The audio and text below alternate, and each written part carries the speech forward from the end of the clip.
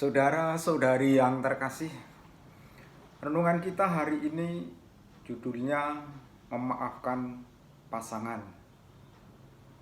Memaafkan sebagai suami istri secara khusus dan memaafkan sesama kita pada umumnya. Dalam ritus perkawinan, mempelai saling berjanji untuk saling mengabdikan diri dalam untung dan malang, di waktu sehat dan sakit. Mereka mau mengasihi dan menghormati sepanjang hidup. Dalam mengucapkan janji perkawinan, ada yang lantang suaranya, tetapi ada yang sambil terisak menangis karena sangat terharu atau sangat bahagia. Apakah mereka yang berjanji sungguh bisa saling mengasihi dan menghormati sepanjang hidup? Tetapi kadangkala saling menyakiti.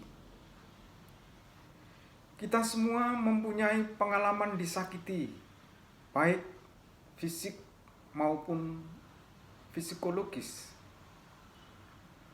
Orang yang ada di samping kita adalah orang yang pertama yang mempunyai potensi untuk menyakiti. Ketika kita disakiti, dorongan untuk membalas rasa sakit itu pasti ada. Ketika suami istri saling menyakiti, pada saat yang sama harus terbuka pintu maaf. Itulah dinamika hidup berkeluarga.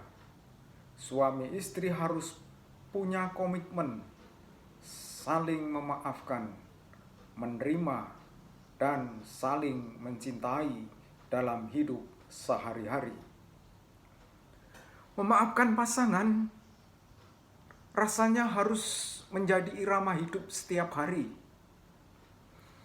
Memaafkan dan melepaskan rasa sakit memang tidak mudah. Kita tidak mungkin melupakan peristiwanya, tetapi kita harus melepaskan diri dari emosi negatif yang menyertai peristiwa itu. Melepaskan diri dari rasa sakit yang menyertai kejadian itu. Hanya orang yang dewasa dan berjiwa kuat yang sanggup memaafkan. Orang yang berhati kerdil pasti pendendam dan selalu merasa tersakiti. Itulah sebabnya orang yang mau hidup bahagia bersama sebagai suami istri, ia harus bahagia terlebih dahulu dengan dirinya sendiri. Suami istri tidak boleh terjebak pada peristiwa masa lalu yang menyakitkan.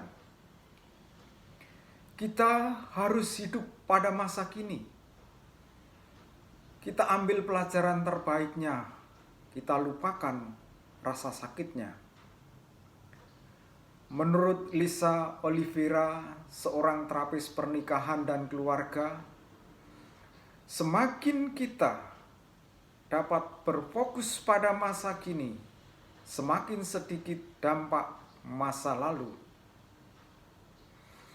Ketika kita mulai melatih diri hadir pada masa kini, rasa sakit kita kurang memiliki kendali atas kita.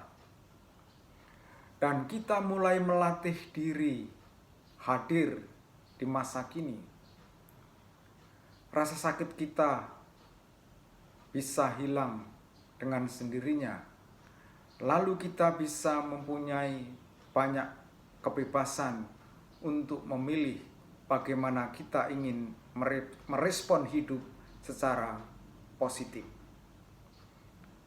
Suami istri berjanji untuk saling mengasihi dan menghormati. Mereka dipanggil untuk saling melengkapi, sehati seperasaan, tetapi kadang justru saling melukai. Perasaan terluka harus disembuhkan bersama sebagai suami istri. Kita tidak dapat hidup sendirian dan tidak bisa berharap kita sendiri akan melalui rasa sakit. Psikolog klinis Carl Manley berkata, mengizinkan diri kita untuk bersandar pada orang lain yang kita sayangi dan dukungan mereka adalah cara luar biasa untuk menyembuhkan luka di hati.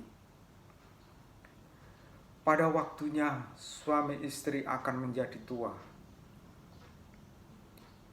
Keriput kulit akan terlihat nyata. Rambut mulai memutih. Gigi mulai lepas satu demi satu.